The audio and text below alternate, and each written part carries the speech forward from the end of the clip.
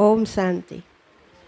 પુરુષાર્થ તો આપણે બધા કરતા જ હોય, પણ વિશેષ જૂન માસમાં મમ્માના સ્મૃતિ દિવસ ઉપર આપણને વિશેષ પુરુષાર્થ કરવાનો ચાન્સ મળે તો વિશેષ આપણે પુરુષાર્થ કરી રહ્યા છીએ. એમાં આપણે એક દિવસ ફરિશ્તા સ્વરૂપ બનવાનું, એન્જલ બની અને પુરુષાર્થ કરવાનો. તો એ એન્જલ બનવામાં પણ ખૂબ ખુશી થઈ.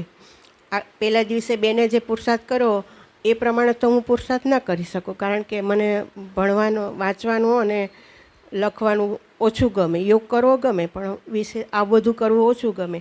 છતાં પણ ફરિશ્તા બનીને એ દિવસે આખો દિવસ મૌન પણ રહ્યું. મારથી વચ્ચે એક જ વાર બોલાઈ ગયું હતું, બોલી નહોતી. આખો દિવસ મૌન ઉપર વધારે અટેન્શન રાખ્યું હતું.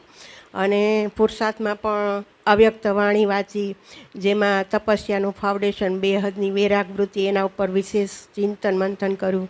બાબાને પત્ર પણ લખ્યો અને એ દિવસની જે મૂલ્ય હતી એને પણ રિવાઇઝ કરી. સાંજે ક્લાસ પણ કરાવ્યો અને આખો દિવસ વિશેષ પુરુષાર્થ કર્યો.